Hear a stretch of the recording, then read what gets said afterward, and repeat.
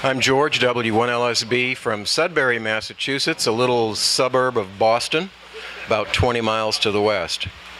And I feel like I'm with some luminary. I feel the same way every time I'm here, with all of the really smart luminary band and our AM diehards. I've been on AM and I enjoy it, but I fell in love with sideband when I first got on in 1958, and I never stopped liking it.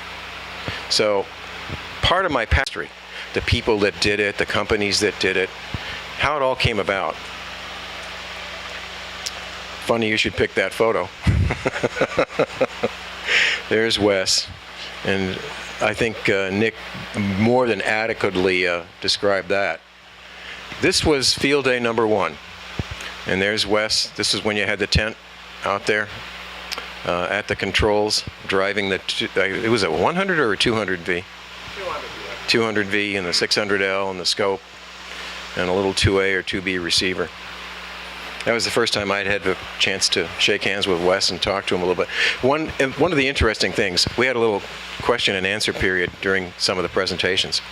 And I asked Wes, who was the one competitor that you were most afraid of? And he said, I wasn't afraid of any of them. I thought that was great. So today I want to track the SSB timeline, some of the pioneers, who were the people that we all look up to for what they did in the industry, and some of the earlier equipment. And I know this is a smart group, so you guys are going to know the answer. When was sideband first described, invented, if you will? 1960? 1950. Smart ass. There's always one. Yeah. 1915, John R. Carson, not the comedian. This guy was, well, actually he had a kind of an interesting history. He was a Princeton guy. Yeah, very, very well educated, went to MIT, matriculated there for a while, went back to Princeton. He was going to become a professor at Princeton. That was going to be his life. And then one day, AT&T came knocking on his door and offered him a job. Apparently they couldn't refuse, and he said okay. So he joined them in 1914. And of course, everybody knows Carson for a number of reasons, not necessarily sideband, because that one was kind of hidden in the background. But he also invented Carson's rule for FM bandwidth, right? 2M plus 2D. I think you've all bumped into that one from time to time. He also developed operational calculus. Now, he's the guy I really hated in school. But look at how long it took. He did the math and filed a patent in 1915. And the patent was granted in 1923. This is our government at work. So Carson's rationale for all of this, and you know, we all know these things. We all know these bullet points. Efficiency, less bandwidth, less occupied bandwidth. This one is arguable back in those days. I mean, how would they even come to that conclusion? But they did. And he was focused on radio telephony. At this time, they hadn't really gone to sideband as a carrier system in the Bell infrastructure. So he was thinking, we'll use this for radio telephony. Of course, I'm thinking he was a ham. Now this is from the original patent. And if you look at it, and you look at it a little carefully, it's not too hard to figure out. You have a carrier oscillator. You have a speech input. This is like your carbon microphone. Yeah. It's not going to work for me. Yeah, I guess so. Anyway, carbon microphone down here, balanced modulator, amplifier, balanced modulator to get rid of the carrier. There's only one problem. If you track it through and look at it, okay, audio, balanced modulator, RF amplifier, where's the sideband filter? You got it. They tuned out, and you can read this in the patent, which is available online. They tuned out the unwanted sideband in the antenna. Well, but let's think about what frequency they were running on. Anybody ever read the book 200 Meters and Down? They were way low. They were 30, 40, 50 kilohertz, 100 kilohertz, 200 kilohertz. So they had really high Q antenna tuners. So they could do something like that. So it's an interesting aspect. But then reality set in, and they figured out different ways to do it. These are patents you can also track. I think it's Google patents. If you look up these names, they show up. Campbell came up with the constant K, Autozobel, and this is the one, the bottom one is the one we're all a little bit more familiar with, crystal filters. Wonderful inventions. Filter-based sideband is easy to visualize. You balance out the carrier, you put a filter in, one of the sidebands disappear. Very simple. Now this is Carson's receiver called a homodyne, which is the same force, as opposed to heterodyne, which is another force. It was a direct conversion receiver, one of the first. If you draw it out, that's just exactly what it looks like. RF amp. There's no real detector per se. You're just heterodyning the local oscillator source against the frequency, putting it through an audio amplifier. It's like the old Tentex. Now we get to, ta-da, the phasing method. The father of phasing sideband, and this is another one that's a little difficult to figure out unless you've actually looked into it, was Ralph Hartley, the Hartley oscillator guy. Another really smart guy. Oxford, Rhodes Scholar, etc., etc. The patent is kind of hard to find because it's just simply called modulation system. Well, heck, there's a bunch of modulation systems out there. So until you actually dig into it, you don't know what he did. But he did. And the patent office was running a little bit faster in those days. Here's Hartley's design. Now, if you take it from the left-hand side of the diagram, you're going to see carrier oscillator, phase shift network, a couple of balanced modulators, and away we go. RF. Well, let's redraw this. Wes Shum redrew it. He redrew it pretty well. 90-degree phase shifts in the audio, 90-degree phase shifts in the RF. Switch the phase in the RF, or the audio rather, and you get upper or lower. Well, how does that work? Once you figure it all out, this is where I really need my pointer. Got to slam it a few times. Maybe I'll get it to work again.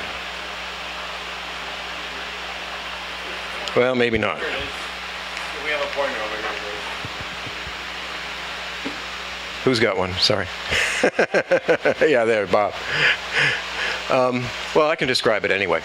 In the upper diagram, A and B, basically on A, it's just a standard carrier. Thank you so much. A, just a normal carrier with upper and lower sidebands. This is AM, really. Okay. Classical, get on the air. 50% of the power in the carrier, the rest in the sidebands. B is exactly the same thing. The only difference between A and B is that the phase shift, the audio in B has been shifted by 90 degrees. So the vectors come out differently. No big deal. Now, in diagram C, A, B, C. This is A, this is B. What's happened in B in this time is that the carrier's also been shifted by 90 degrees.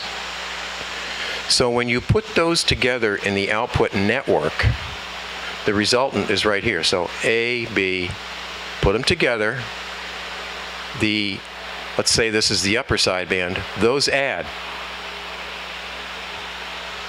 Lower sideband, 180 degrees out of phase. Those cancel. It's not that hard to visualize once you've looked into it and understand it. And that's why it became so easy to do this, because they figured out RF phase shifting wasn't quite so easy. That was a bit of magic, but once you figured it out, it was very easy. It wasn't as expensive as crystal filtering, and boy did it work. This is a mystery to me. A guy by the name of Robert Moore, W6DEI, wrote an article that appeared in R9 magazine in 1933. There were 3 different issues. I've got 2, but I'm missing actually issue number 1. And he's a pretty smart guy too. Caltech 1927, BS in engineering. Just imagine what it was like to work as an engineer back then. I can't, honestly. But when you look at his design,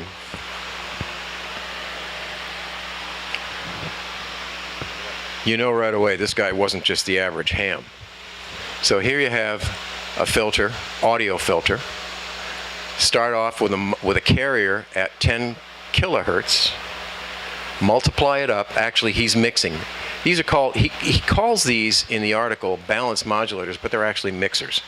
They're mixing up in frequency successfully until you get to the 80 meter band.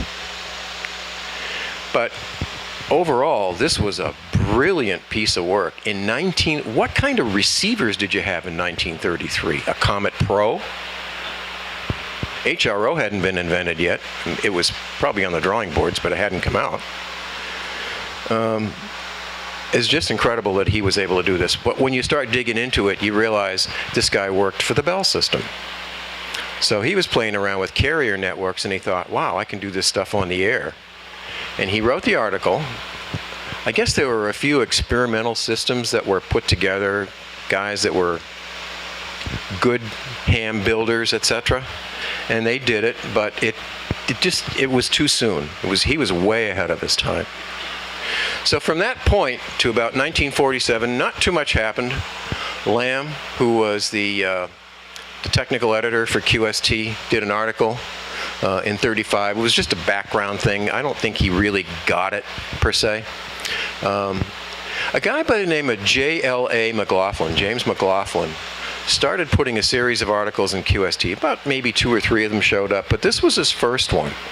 He described what he called a single-sideband selectable receiving system. And if you look at the diagram kind of closely, it's 455 in, and he's just got a couple of heterodyne crystals. What he was really doing was narrowing AM down. It's a Q fiber kind of thing. Narrow it down so you can select on AM the upper or the lower sideband, but you didn't lose the carrier necessarily because it wasn't single sideband. Even though he says it's single sideband, it's the AM version of it. In 1947, the world went crazy. In Stanford University, Mike Villard, W6QYT, who later on became a consultant for Central Electronics, started testing in single sideband on the air. And that's when it really took off. Here's a little history on Mike. Actually, if you want to have some fun, look Mike up and figure out who his father was. His father was kind of the equivalent of an Occupy Wall Street guy, for want of a better description, but he was quite a radical. And they were born in the East, and I think Mike said, I'm out of here. This guy's a little too much for me. I don't know, I'm just maybe guessing here, but he moved out west and stayed there for the rest of his life and became quite a well-known authority on the subject. So in 1948, if you look through all the issues of QST, sideband takes off big time. I mean, just look at it all. We talked about Don Norgard earlier, sideband detectors, on the air. It's just wild. Now, QST started a column called On the Air with Single Sideband, written by W1DX, Byron Goodman. You got to read some of these. They are hysterical. His writing style, you've read them. They are I've read every single one of them. Now, this is the interesting part to me. The first appearance was in July 1948. The last appearance was in March 1954. This is not a very long run, right? 6 years. And at the end of 6 years, the ARRL figures at K. Sideband's now mainstream. We don't have to focus on it anymore. Really? It wasn't quite true. 10A exciter was first mentioned in a March 1952 column, and he said, I think if I remember the correct wording, he said something like, Paul of W9OHM has a new exciter out, and Wes of W9DYV has a new exciter out. This is the way he wrote. Now, early sideband, there wasn't much in the way of commercial gear, was homebrew. If you ever see one of these at a hamfest, don't let it sit very long. This was one of the very popular early exciters. It was a filter type. A guy by the name of Edmonds, up at W1JEO, developed it. It was written up, I think, in QST, and I think it's also published in the QST ran a series of SSB for the radio amateurs. I think there's 5 or 6 publications, 5 or 6 editions of it out, and I'm pretty sure this one is in the first and maybe even the second edition. And this is another one, the Weaver exciter. Brown never got credit. They always just called it a Weaver exciter for whatever reason. But it was, if you look at it now, we're getting very well into nice looking lattices. This must have been a pretty sharp filter, all things considered. Don Norgard talked about earlier. These are all of his publications in GE Ham News. The SSB Junior, we all know about that. This is called the YRS-1, and I'm going to talk more about that in a minute. And this is a simplified version of the YRS-1, and this is actually what I believe became the Central Electronics sideband slicer. Tony Vitale. We've talked about him already. Cheap and easy single sideband. And here's one of your sideband dinners or lunches or whatever. Everybody's got their suit and tie on. And this is Tony right here. And the guy next to him in the hat you can't quite see is Weaver sideband exciter. This is a photo right out of one of the QST sideband columns, around 1952, somewhere. Well, no. Actually, you know it was, come to think of it. He hadn't published it yet. I just found the photo. Don't need to get into this too much. I think we've covered this schematic a few times already during the presentations in the last day or so. Now let's look at the equipment. Now this is pretty much the first piece of sideband gear that was offered by each of these companies. It's quite an impressive list when you think about it. Now look at Central up there in 1951. Definitely one of the first ones out with production level single sideband gear. Eldeco SSB Junior. Where are they, Mark? Haven't found one yet? I don't think anybody has. But it's pretty impressive. The SX96 and the 98 came out in the same year. I don't think there's much difference between the receivers, honestly. That's just me. Lakeshore, that's another real, well, we're going to talk about those. The YRS-1 is kind of a rare bird. You won't see too many of them around. This is a phasing detector. It's 15 tubes. You have to unplug one of the tubes in your receiver, and there's this, what they call a probe, that you plug back in. I think it's an octal socket, if I remember correctly. I bought one on eBay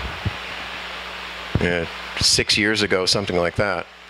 I haven't got it working yet. But when you think about this, this was really meant for commercial applications. Look at the price. In 1948, this thing sold for $275. By comparison, an HR07 was $325, a 129 was $190, an SX42 was $295. So that was a really expensive device. But if you look through the pages of On the Air with Single Sideband, you'll see some mention of this, people using them, people modifying, doing this, doing that. So as expensive as they were, people bought them.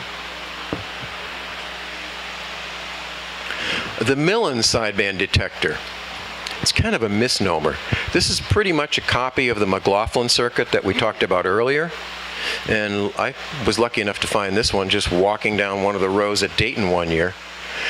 And when you look at it, you'll see it's got the heterodyne crystals to bump it up and down so you can change, select upper or lower sideband. But what you don't see in here, anybody, who knows what's missing? A product detector. There's no way to reinsert the carrier. So even though Millen talked about this as a sideband adapter, it was the old AM upper or lower. It wasn't single sideband suppressed carrier adapter. And Millen wasn't the brightest bulb when it, I mean, We had this conversation. Wasn't the brightest bulb when it came to electronics. He was a really gifted mechanical engineer, but his lack of understanding of electronics is pretty much legendary among national people. I'm not going to go into it. I had by the way, just as a background, I had the good fortune of attending some of the national company reunion dinners because I got to know some of the people. Jim Millen's call was HRX, and one of the guys I got to know very well was Vinnie Messina, who was HRW. They took their FCC tests on the same day, and Millen supposedly had it wired so we could get W1HRO. It didn't quite work out. So that's how we got HRX.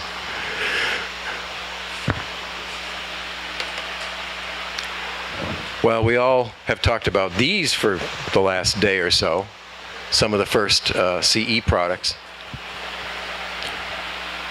and some of the lesser known accessories to some people. Everybody in this room knows all about them. This is the 10-meter converter that you'll fit inside of a BC458 VFO. I was lucky enough to find one with that converter in there. They're pretty rare. Some adapters that go on the backs of the slicers, and there were two types. One was just to amplify the IF. It didn't have a crystal in it. Actually, I think there were three types, weren't there, Nick? Two tubes amplifier, single tube amplifier, and one had a crystal. For example, if you wanted to use this thing on a SX100, had a 50 kCIF or an 80 kCIF, the crystal would heterodyne it up to the 455 to allow you to use the slicer. Eldeco. Don Merton. Eldeco was kind of an interesting company. They did some good things. This was the original phasing exciter that they made. Later on, they followed it up with the 100F, and they also had matching linears for both of them.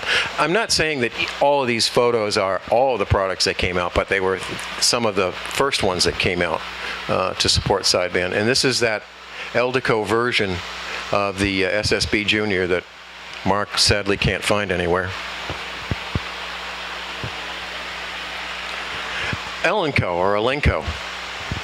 Very interesting designs. Paul Wright, W9OHM. I wonder how he got that call. That one's always that one's always bugged me. He was an interesting character. This was his first exciter. I saw one of those on QST and blew that one off, unfortunately. What was interesting about this was he had a little coupling loop. If you didn't have a sideband receiver, which nobody did in those days, he had a little coupling loop out the back of it. And one of these controls, you may not be able to read it, is a level control. And what it does is inject your carrier frequency into the receiver so you can hear the single sideband. It's a BFO, basically. But it's tuned to the exact frequency that you're transmitting on. So it was kind of cool. Nice idea. This was his second exciter, the 77. Mark and I both have them.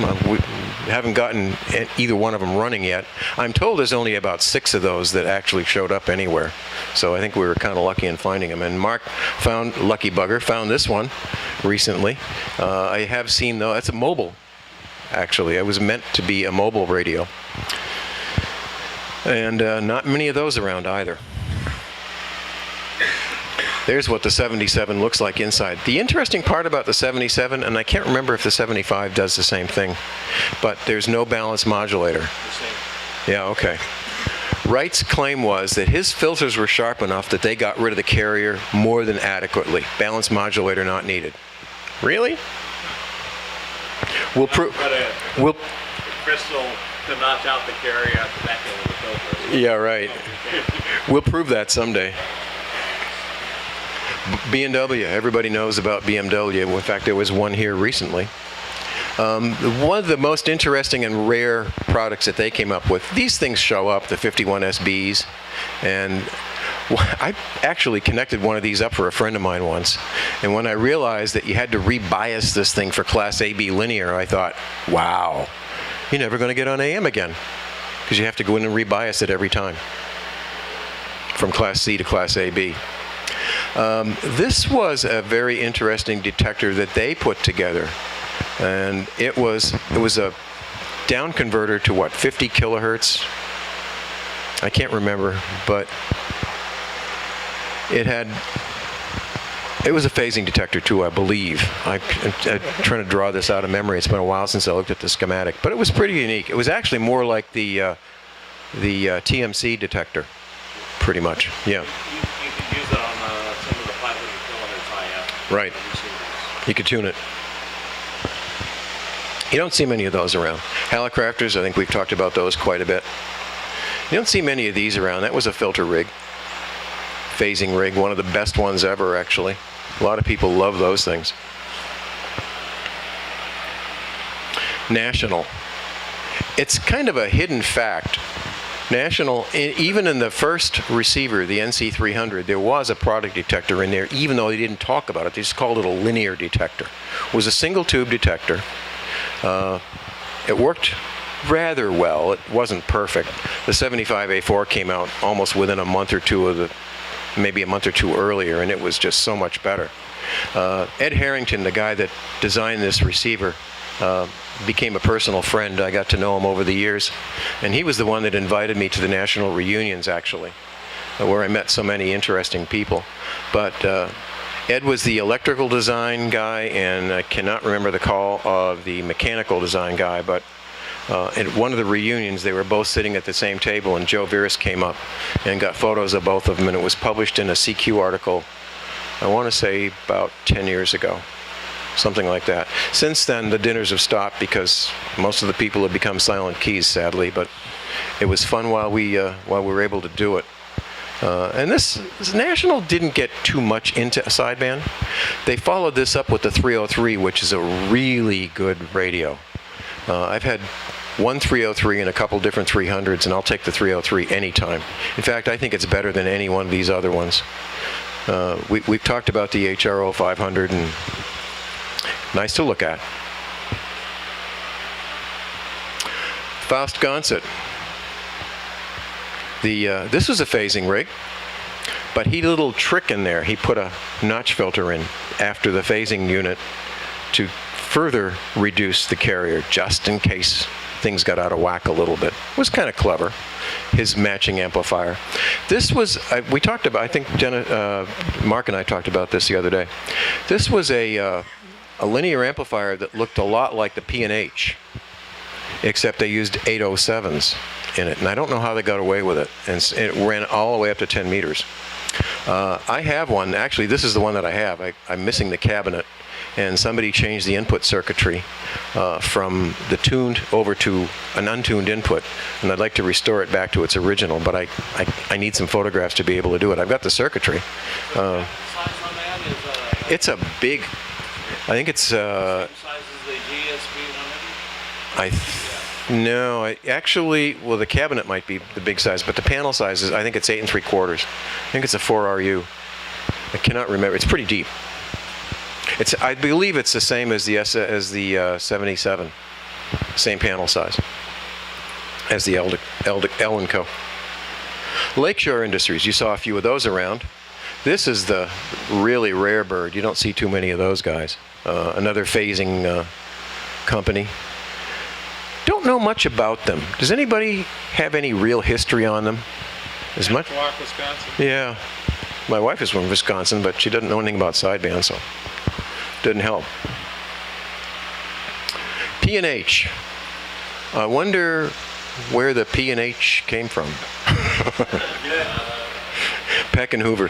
This amplifier used what they call modified 1625s. There were 4 of them. And the modification was to separate the beamforming plates from the screen in order to be able to go grounded grid effectively and get it working up to 10 meters without, and still get output. That was pretty difficult to do. You had to desolder, if you will, the bases, cut wires, or you had to cut a hole in the base and cut a wire. Some of them you could, some of them you couldn't, because some of them were done inside the glass envelope. They were connected together. I think a lot of the World War II VTs, you could actually get at them outside the base and do the disconnection. Anyway, this was described in I believe, a 1955 QST article. And then they came out with it and sold it, and sold a heck out of it. This was really, if you look at it, it uses a Central Electronics paint job, pretty much. So this was a low-price competition for the 600L. In fact, Combined with 837s. yeah, 837. Yeah, right. You could use 837s, but you wouldn't get as much output. Yeah, and they kept, for some reason, they kept upping the ante. This was a later version of the same amplifier, still using 1625s, but they, instead of being I think they called it 800 watt. There was just, they kept upping it, and it's like, how are they doing that with these same tubes? More cooling? I don't know, but theoretically they work. I've never owned either one of those, but they look interesting. I've seen these close up. They're heavy little buggers. P&H also had a whole series of VHF converters. This is the simple one. This is a 6-meter one, 14 megs in with a 20A, 6 meters out. They also had similar versions for 6 and 2 that were in a cabinet like this and used something like a 5894 in the final, 50, 60 watts out. They were up converters only, but they gave you a IF output in the back to synchronize your converter with, your down converter, which was pretty healthy. I was on the test team for that with Tom Clemens. Ah, Tom Clemens sent me the prototype because I was writing a column, VHF single sideband in CQ magazine each month, and they sent that to me to test. Then I had the next one, the 110, and the bigger one came out. Tom Clemens was the guy coming back to P&H. awesome. Yeah, I remember you telling me this story. Bob, do you want to? Okay. Thank you, Bob. Thank you for reminding me, actually. Collins. What can you say about Collins? Now, the one thing I will say about it, and there's been some talk yesterday about people that tried to sell sideband designs to Collins. If you look at the history of the A-series receiver, the St. James Gray receivers, starting with the 75A2, they were thinking ahead to single sideband, but they hadn't quite figured out how to get there. 75A2 had a conversion kit that put one single mechanical filter in it. It was called a 75A2A when you did that. I don't believe there was ever an escutcheon that came out that said A2A, but I could be wrong. The 75A3 was a further extension into that. They had the same conversion, or a similar conversion kit, but with two mechanical filters. You had one for sideband and one for AM, which was 3.1 wide. Again, they were thinking down the road to going single sideband eventually. If you track the 75A2 particularly, it becomes the 75A3 very easily, and the 75A3, as they updated the IF, eventually had the same tube lineup that the A4 had. They changed mixers. I think the original mixers were 6 BE6s. They went to 6 BA7s. The whole thing changed. So the later A3s look very much like an A4, except for the lack of the product detector. The Goldust twins. How many people here have owned those? Great radios. I will say the KWS ones they drift. There's no cure for that I've found. You're stuck with it. Turtle BDS. Yeah, they're very cantankerous transmitters. The receivers are wonderful.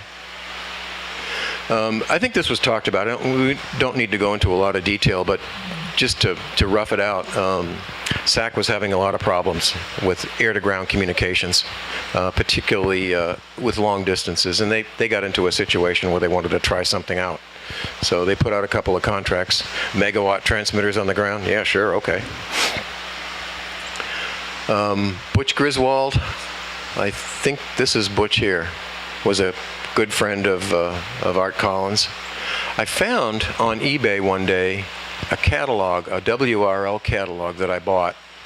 And the reason I bought it is because it was addressed to Butch Griswold. I have it in my catalog collection. And does anybody know what kind of an airplane this was? Yeah, maybe. No.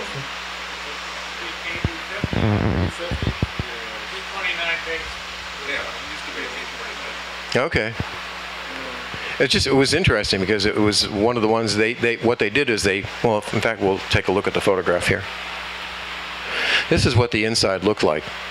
A set of gold dust twins in the aircraft, and they circled the globe, and they compared AM versus sideband, and guess what won? You guessed it. What's puzzling about this photo, I think it was probably taken a little bit later than the original tests. I think this was an aircraft that stayed in service. And the reason I say that is because you'll notice that there's a Gonset communicator over here and a linear amplifier, except it's a Gonset 3, which didn't come out, Bob knows, didn't come out until 1958. So it's kind of a dated photograph. The date's a little in question. But basically, this was the loud voice setup. So this must have been a follow-on with some of those radios that they probably kept on for years. Eventually, and I think Nick can probably attest to this one, they combined the best attributes of the A4 and the KWS-1 into a box called a KWT6. It's pretty much the same thing. Amplifier was the same, 4X250s. I mean, it wasn't a tunable receiver by any stretch, right? All right, you tell me. Well, the synthesizer, the stabilized master oscillator was quite different. Yeah. I mean, but the fundamentals, the fundamentals. I mean, it was much modified. No two ways about that. The first successful sideband transceiver, Gene Senti, one of the Collins engineers, was working part-time at home on a 75 A4, trying to turn it into a transceiver. He was doing this on his own. He just liked the whole idea of being able to do transceive easily. Art Collins got wind of it. Showed up at his door one night at 10 p.m., asked for a cup of coffee, and said, "Let's see this thing you've been working on." So once it was explained to Art what was going on, the light turned green, and they got the permission to go ahead and build a real transceiver. So this basically combines elements of the A4 receiver and the KWS-1 exciter, but really shrunk down. And frankly, if you ever listened to one of these in their stock form, the AGC in this radio is a whole lot better than the A4. Unless you put my mod in the A4, by the way. Wonderful radio, just a lot of fun. The one thing I've done with mine is this is not a photo of mine, I'm not sure where this one came from, but it tunes continuously from 14 to 30 megs, so you can change the silkscreen using the same method